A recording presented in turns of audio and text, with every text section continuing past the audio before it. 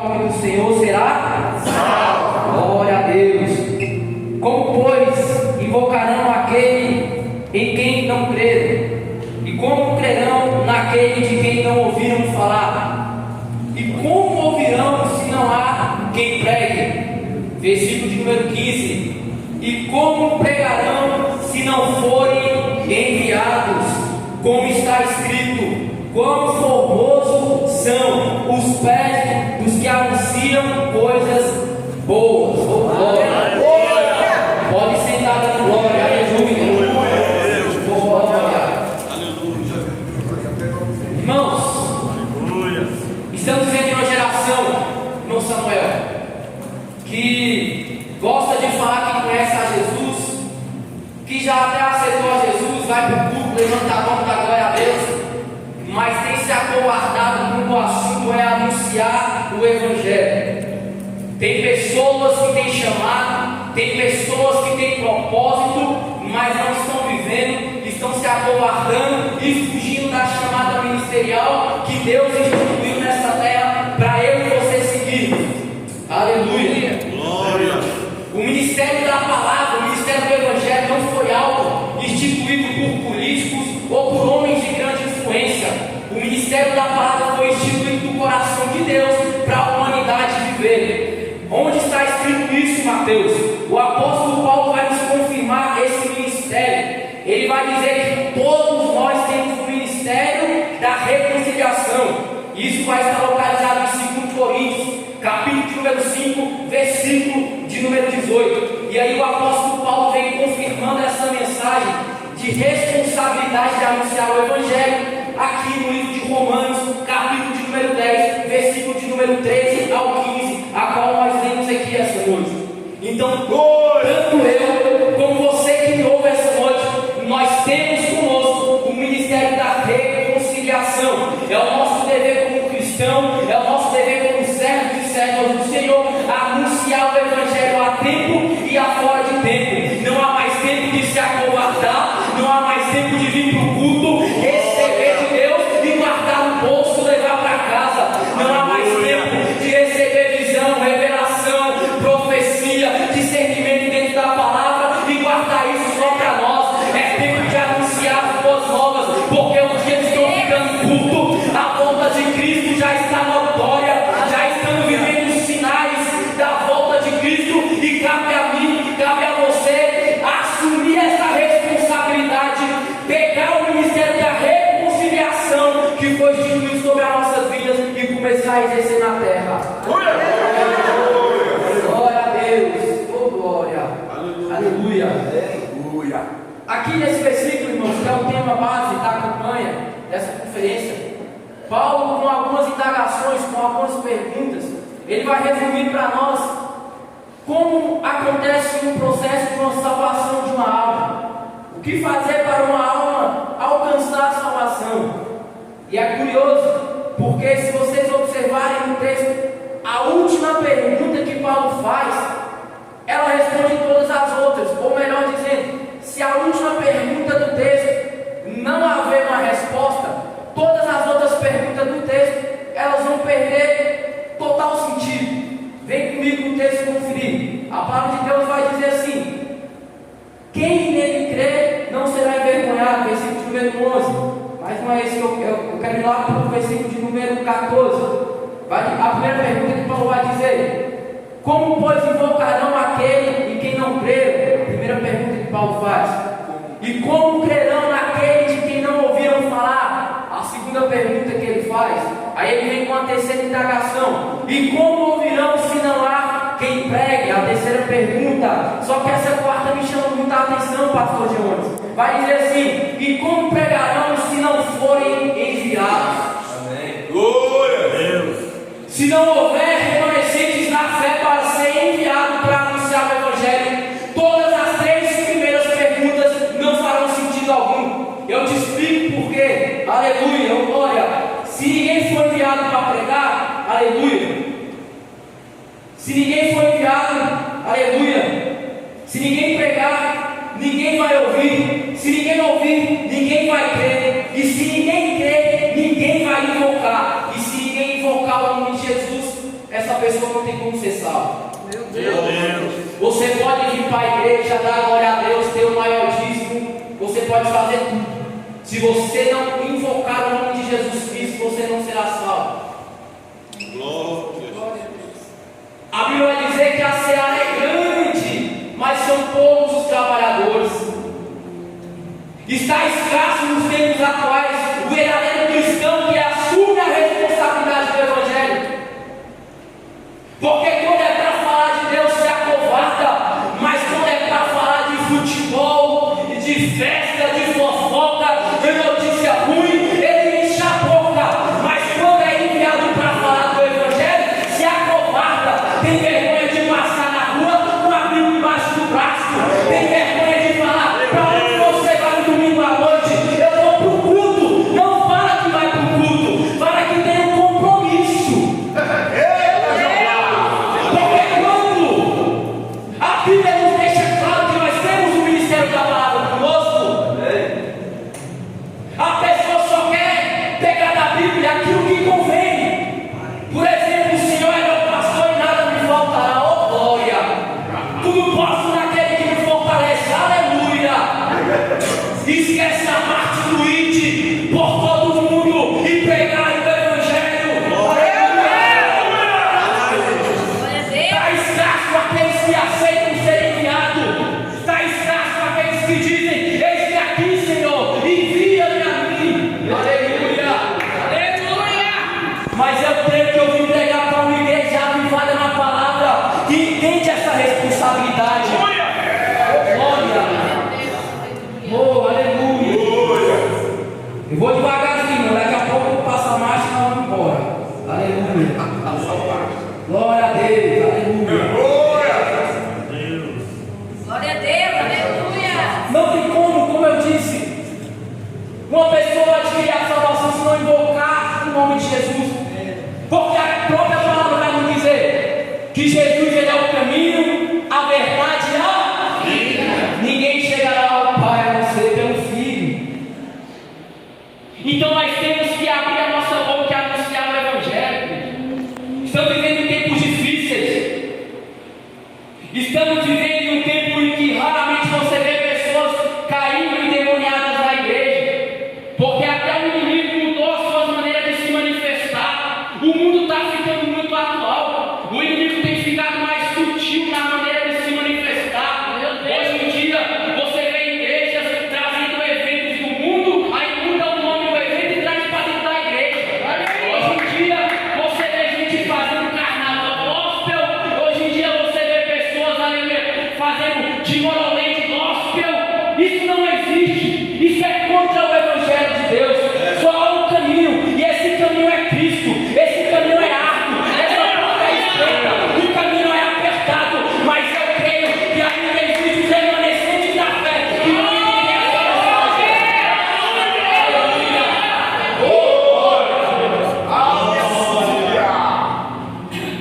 A Bíblia vai dizer que Jesus morre, e lá no livro de Marcos ele ressurge. Marcos capítulo de número 16, versículo de número 15 ao 16. Mas quando ele ressurge, pastor Zé, ele libera uma palavra para a igreja, e essa palavra que ele libera é: vão pelo mundo todo e preguem o Evangelho a todas as pessoas. Quem crê e for batizado será salvo, mas quem não crê será condenado. É tempo de vivermos o ide, é tempo de cumprirmos essa responsabilidade. Aleluia! É um mandamento bíblico. Ele ressurgiu e ele deixou para nós: ide por todo mundo e pregai o Evangelho. Aí você pode dizer assim: ah, mas a minha chamada não é para pregar. Irmãos, existem diversas maneiras de você pregar o Evangelho. Só de você não olhar para a mulher de shortinho curto que passa na rua, você já está com o caráter de Cristo. Só de você responder a Jezabel no teu WhatsApp, você já está com o caráter de Cristo. Só, Jesus, eu vou falar, aleluia, aleluia, oh glória. Só de você na paz do Senhor para os irmãos na rua, não virar o rosto, você já está pregando a Cristo, porque Cristo era generoso, Cristo era educado. Só de você, aleluia, pregar para o morador de rua que vem te pedir uma esmola, um dinheiro, você falar que Jesus te ama, você já está pregando, você já está cumprindo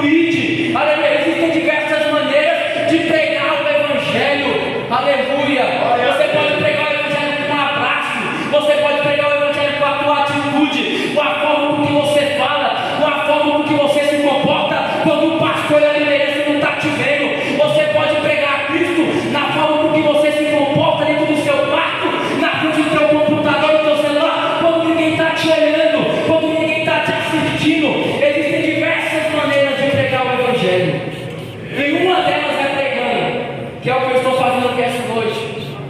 O irmão pregou o evangelho para nós através dos louvores. O pastor Pessoa pregou o evangelho através da oração.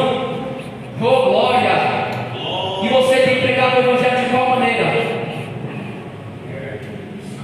Ou você é um crente que só usa a Bíblia para vir para o culto e em casa ela fica guardada? Oh, Jesus! É tempo de pregarmos o evangelho, igreja. Glória a Deus. Aí talvez você saia da tua casa e está falando, eu vim para a igreja. Você pode estar pensando, ouvir esse jovem, esse feio que nem saiu da fralda ainda, falar que eu tenho que pregar. Eu tenho 15 anos de crente. Irmão, tem gente que tem 40 anos de crente, mas nunca conheceu a Jesus de verdade.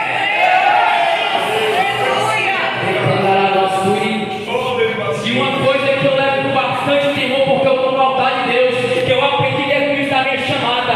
O meu primeiro líder na fé, pastor Rafael, negando, meu filho, se você subir no altar para pregar, ouse pregar aquilo que você vive, porque senão Deus vai cobrar de você em cima mesmo do altar. Pregue o que você vive, então eu tenho autoridade para pregar sobre isso, porque é algo que eu vivo, igreja. É algo que está dentro de mim, que arde dentro de mim, é anunciar o evangelho. O tema dessa conferência, o meu coração logo ficou impactado. Quando eu recebi a mensagem do panfleto, eu já dei logo um zoom, eu já vi logo o tema. Eu estava dando uma aula de personal, eu já fui para a Bíblia, pedi licença para minha aluna que também é crente, pedi licença até a Bíblia. Quando eu li esse versículo, eu fiquei impactado. Eu falei, meu Deus, eu vou ficar muito à vontade pregando lá, porque é algo que eu vivo todos os dias na minha vida. Então é tempo de viver o mídia, a chamada, o evangelho, igreja. Abre a tua boca, solta a tua voz. Não consegue pregar um versículo? Fala que Jesus ama, fala que Jesus cura, fala que Jesus é o caminho, a verdade e a vida. É o teu jeito, mas pregue porque foi uma ordenância do céu.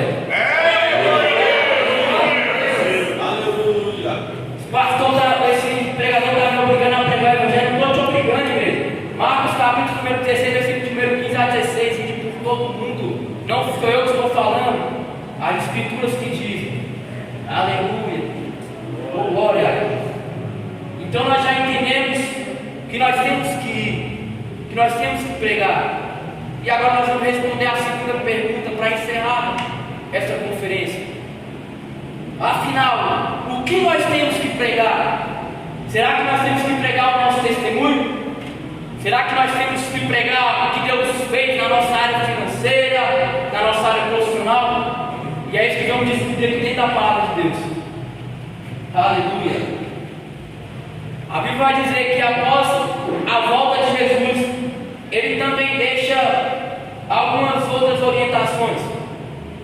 Uma das orientações que ele deixa está lá no livro de Atos, capítulo de número 2, versículo de número 4 a 5. Ele vai dizer assim: certa ocasião, enquanto comia com eles, deu-lhes esta ordem: não saiam de Jerusalém, mas esperem pela promessa de meu Pai, da qual lhes falei. Pois João batizou com água, mas dentro de poucos dias vocês serão batizados com o Espírito Santo de Deus. Aleluia! Então a ordenância de Deus foi: ficar em Jerusalém até que do alto sejam revestidos de poder. Isso aqui é muito forte, porque ao mesmo tempo que eu prego para a igreja que nós temos que ir, que pregar, que anunciar as boas novas, eu falo para a igreja que não basta apenas ir e pregar as boas novas, é necessário saber como ir. Não podemos ir de qualquer forma, senão o inimigo nos envergonha. Não podemos ir de qualquer forma, senão o inimigo vai querer colocar palavras contra nós, apontar o dedo contra nós, e nós não vamos ter estrutura para lidar com isso. Não é de qualquer forma que nós temos que ir, porque qualquer pisadinha no calo dele já quer sair da igreja, já quer abandonar o ministério, já não quer pegar o microfone, o instrumento, já não quer mais olhar para a cara do pastor, já não quer mais fazer parte do grupo da igreja. Então é necessário saber como nós temos que ir, e é isso que nós vamos responder aqui dentro da palavra. Como nós temos que ir? Aleluia. Ô glória. Sabe o que é mesmo? Isso, glória.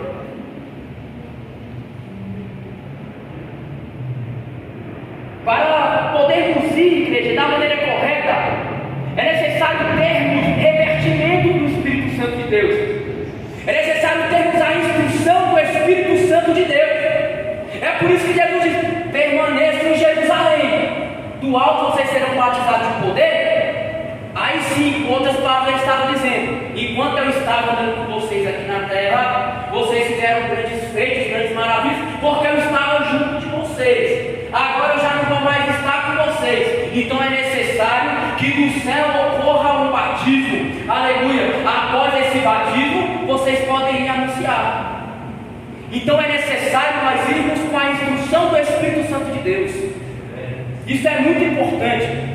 Tem pregadores que têm a oratória bonita, falam bem, falam bonito, usam escatologia, teologia, usam isso e aquilo, angiologia, cristologia, usa tudo, mas não tem a presença, não carrega o Espírito Santo dentro dele, e de nada adianta. Palavras bonitas, igrejas lotadas, mas vazia da presença. Aí é que ele está nos ensinando. É necessário receber poder do alto, é necessário ser batizado com o Espírito Santo de Deus, porque assim vocês serão revertidos, e aí não é qualquer coisa que vai parar vocês. Aleluia. Pode o irmão apontar o dedo, pode o vizinho mandar calar a boca, pode o vizinho mandar abaixar o louvor, pode o vizinho se levantar, pode o patrão se levantar, pode a humilhação chegar, mas nós estaremos revertidos no poder de Deus. Não é qualquer coisa que vai nos tirar do foco. Aleluia. Glória. Aleluia. Se nós formos, mas formos sem o Espírito, nós não vamos conseguir convencer ninguém, porque quem convence do pecado, do juízo e da justiça é o Espírito Santo de Deus. Então se ele não estiver conosco, não adianta, irmão, perder o seu tempo. Não adianta. Ou você vai com o Espírito, ou você não vai. Aleluia. Porque sem ele nós não podemos fazer nada. Glória.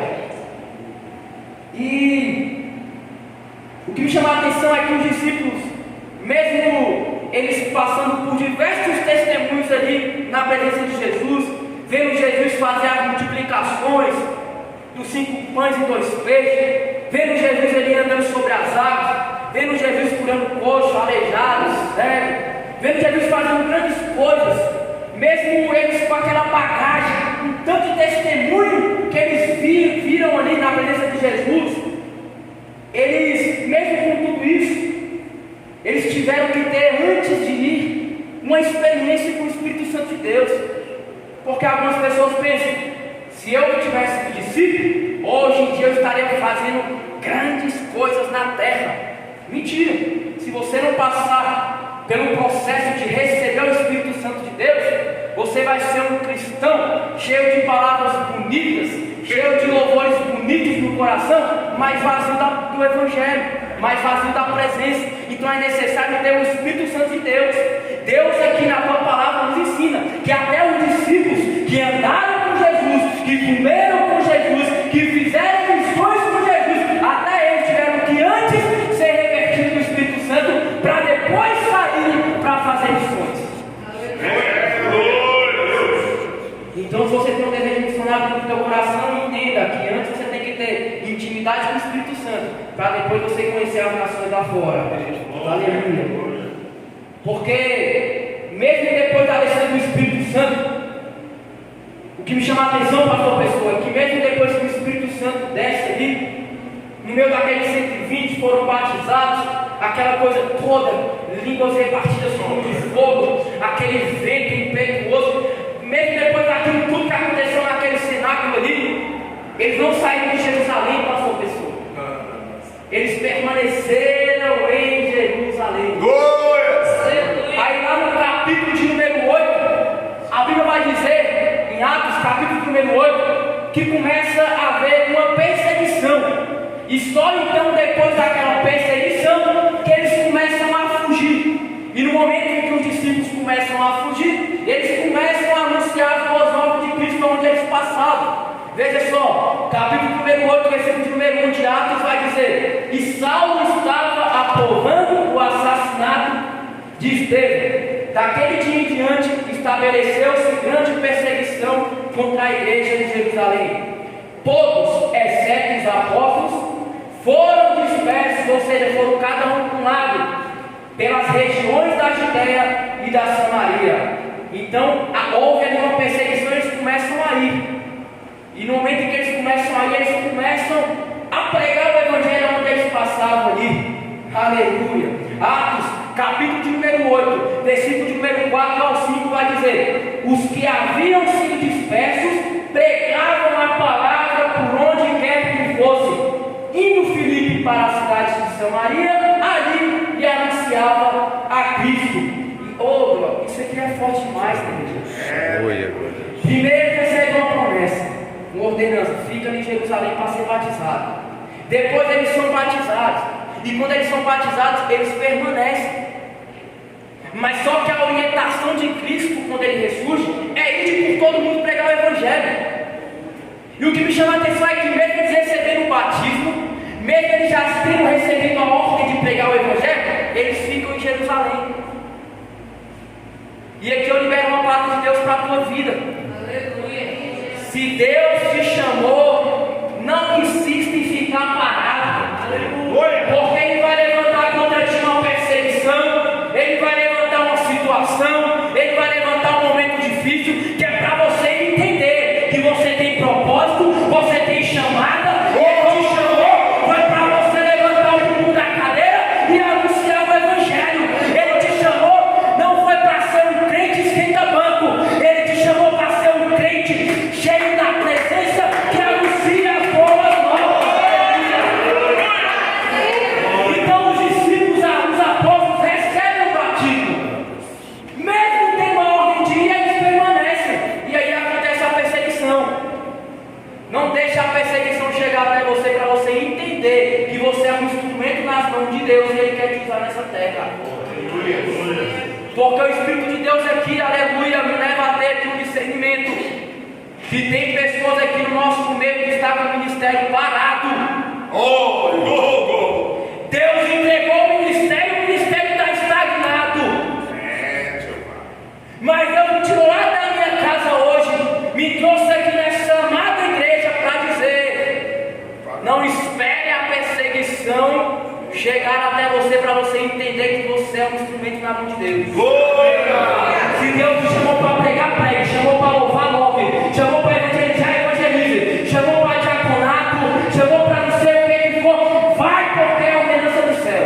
Aleluia. Oh, glória, aleluia.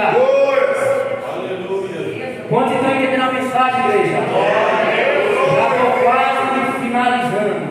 Aleluia. Glória, aleluia.